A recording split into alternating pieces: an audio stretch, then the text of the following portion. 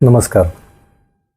आनंदी जीवन, संतुलित जीवन या विषयाची व्हिडिओ सिरीज आपण चालू केली. त्यातला हा चौथा व्हिडिओ आहे आणि आजचा विषय आपण घेणार आहे तो म्हणजे संतुलित झोप.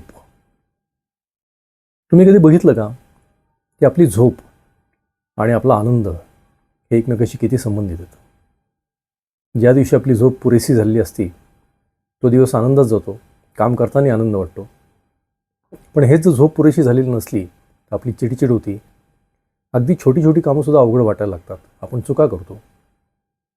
हे झोप खूप जास्त झाली तर तो दिवस आळसात जातो, काही करावंसं वाटत नाही आणि एक प्रकारचं निराशावादी असं एक मनात यायला लागतं.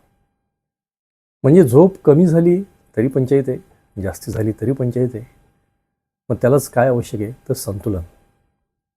आता हे जे संतुलन करायचं आहे त्याच्यामध्ये 3 गोष्टी येतात. एक तर झोप किती घ्यावी, किती वेळा घ्यावी आणि केव्हा घ्यावी. तर हे सगळे संतुलनाचे विषय आहेत. पहिला विषय किती घ्यावी. साधारणतः 60 वर्षाच्या व्यक्तींपर्यंत 7 ते 8 तासाची झोप पुरेशी होती. व्यक्तीप्रमाणे थोडंफार बदलू शकतं. जसं वय वाढतं तसं झोप थोडी कमी होती.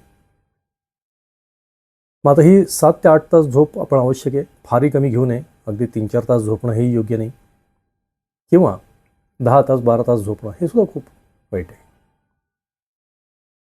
माझा सुवर्ण मध्य साधणे म्हणजे आपली किती झोप घ्यावी हा विषय आपला झाला. आता दुसरा विषय की तो म्हणजे किती वेळा घ्यावी. खरं म्हणजे दिवसातनं एकदा झोप पुरती रात्रीची. पण ठीक आहे, अगदी आपल्याला रिटायर्ड आहे किंवा त्या दिवशी काही काम नाही आहे त्यावेळेस दुपारी काही जणांना सवय असते की थोडीशी वामकुक्षी करायची. पण ती वामकुक्षी फार लांबलचक नसावी, ती खरंच वामकुक्षी असावी. 30 ते 40 मिनटं, जास्तीत जास्त 1 तास. यापेक्षा जास्ती जर आपली दुपारची झोप झाली तर मग रात्रीची झोप आपली पूर्णपणे विस्कळीत होती आणि मग दुसरा दिवस काही चांगला जात नाही. त्यामुळे किती वेळा घ्यावी हा आपला विषय झाला. आता तिसरा महत्त्वाचा प्रश्न आहे की कुठल्या वेळेला झोप घ्यावी. तर खरं सांगायचं तर चांगली झोप जर आपल्याला पाहिजे असेल तर 9:30-10 पर्यंत रात्री माणसाने झोपायला पाहिजे. आणि पहाटे सूर्योदयाच्या आत साधारणतः सकाळी 4 ते 6 मध्ये उठायला पाहिजे. हे जर आपण दिनक्रम पाळला तर तुमच्या लक्षात येईल की आपला दिवस खूप आनंदी जातो. पण हे करत असताना काही अडचणी आहेत आपल्या आणि काही आपण चुका पण करतो.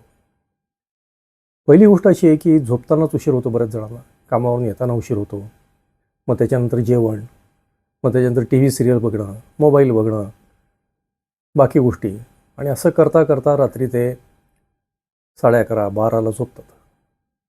आणि मग ज्याला आपण झोपेचा गोल्डन पिरियड म्हणतो, सुवर्णकाळ, साधारणतः रात्री 9-9:30 ते 12पर्यंतचा, की ज्यामध्ये खूप छान झोप लागते, ती आपल्या हातातून निघून जाते. ती निघून गेल्यामुळे आपण मग 12:30-1ला झोपतो. मग त्याप्रमाणे उठायला उशीर होतो. हे दुष्टचक्र आहे. हे कुठेतरी मोडायला पाहिजे. मग कसं मोडायचं? रोज थोडं थोडं वेळेची म्हणजे झोपेची वेळ शिफ्ट करायची, सरकवायची. किती मिनिटांनी? फक्त 15 मिनिटांनी. सध्या तुम्ही 11:30ला झोपत असाल, उद्यापासून 11:15ला झोपा. सध्या 6:30ला उठत असाल, उद्यापासून 6:15ला उठा. 15 मिनिटं हळूहळू बदलत जायचं. असं करत करत आपलं जे टार्गेट आहे की 9:30ला झोपायचं आणि सूर्योदयाच्या आधी उठायचं, हे पूर्ण होऊ शकतं. आता हे करण्यासाठी अजून एक गोष्ट आवश्यक आहे, ते म्हणजे आपल्या जीवनशैलीमधलं संतुलन. आपल्या मेंदूमध्ये 2 प्रकारची केमिकल रिलीज होतात, स्त्रवतात, जी झोपेशी संबंधित आहेत. पहिलं आहे ते झोपेला विरोध करतं आणि दुसरं आहे ते झोपेला मदत करतं. कुठलं विरोध करणारं कुठलं आहे? तो कोर्टिसॉल. आणि मदत करणारं कुठलं आहे? तर मेलाटोनिन. आता हे कोर्टिसॉल काय आहे? की आपण एखादं जेव्हा काम करत असतो किंवा एखादं काही अवघड गोष्ट आपल्याला साध्य करायची असती तर त्यावेळेस मेंदूमध्ये आपोआपच हे कोर्टिसॉल हे रिलीज केलं जातं. त्याने आपली काम करण्याची क्षमता वाढती. पण त्याचबरोबर हे कोर्टिसॉल आपली झोप पण काढून घेतं. त्यामुळे दिवसा आपण जे काम करतो त्यावेळेस कोर्टिसॉलची आवश्यकता खूप असते. पण जेव्हा आपल्याला झोपायचं असतं तेव्हा हे कोर्टिसॉल कमी झालं पाहिजे आणि मेलाटोनिन वाढलं पाहिजे. मग आता हे कोर्टिसॉल कमी कसं करता येईल? तर झोपेच्या बऱ्याच वेळा आधीपासून आपण थोडी झोपेची तयारी करावी लागेल. ताणतणाव करणाऱ्या गोष्टी संध्याकाळी करायच्या नाहीत. काम शेवटपर्यंत, दिवसाच्या शेवटपर्यंत नाही करायचं. 7 नंतर 7:30 नंतर वाइंड अप करायला सुरुवात करायची. सतत व्हॉट्सअपवर राहायचं नाही. सतत ईमेल चेक करायचे नाहीत.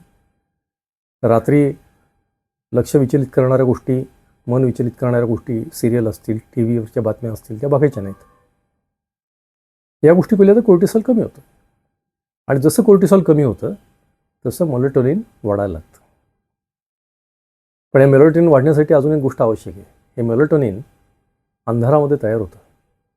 आपल्या शरीराला जेव्हा असा सिग्नल मिळतो की आता अंधार पडला आहे, त्यावेळेस हे मेलाटोनिन तयार व्हायला सुरुवात होते. पूर्वीच्या काळी सूर्यास्त झाला की आपोआप अंधार पडायचा, दिवे नव्हते, त्यामुळे आपोआपच हे तयार व्हायला लागायचं. आता आपली अडचण अशी झाली आहे की सूर्यास्त जरी झाला तरी आपल्या घरातले दिवे मोठे प्रखर चालू असतात. आपण टी व्ही बघतो, त्यातनं लाईट येतो, मोबाईलमधनं काही रेज येतात, लाईट येतात, आणि असं करत करत आपल्या शरीराला हा सिग्नलच मिळत नाही की आता रात्र झाली, अंधार झाला आहे. आणि तो सिग्नल न मिळाल्यामुळे हे मेलाटोनिन तयार व्हायला उशीर लागतो किंवा तयारच होत नाही. आणि मग तक्रार करतात की आम्हाला झोपच नीट येत नाही. तर खरं म्हणजे त्याची कारणं ही आहेत. हे जर आपण एक रहस्य समजून घेतलं तर आपल्याला बरंच मदत होऊ शकते. हे मेलाटोनिन तयार करणारे काही खाद्यपदार्थ आहेत का? ते निश्चित आहेत. जे आपण रात्री झोपताना जर खाल्ले तर आपल्याला चांगली झोप लागू शकते. केळामध्ये आहे, गरम दूध त्यात आहे, बदामामध्ये आहे, अक्रोडामध्ये आहे. तर हे जर आपण झोपताना थोडेसे खाल्ले तर आपल्याला रात्री झोप छान लागू शकते आणि मग पहाटे आपल्याला चांगली जाग येऊ शकते.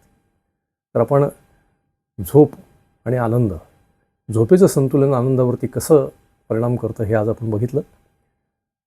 याचं आपण थोडं थोडं करत आपल्या जीवनात आणण्याचा प्रयत्न करू. हे छोटे व्हिडिओ आहेत, तसं आपल्याला बदलसुद्धा छोटे छोटे करायचे आहेत, एकदम होणार नाहीत, त्यामुळे छोटे करायचे आहेत. तर असे आपली ही सिरीज चालू राहणार आहे. साधारण 20 गोष्टी कुठल्या संतुलित करायच्या यावर आपण बोलणार आहे. हा 4था भाग झाला आहे.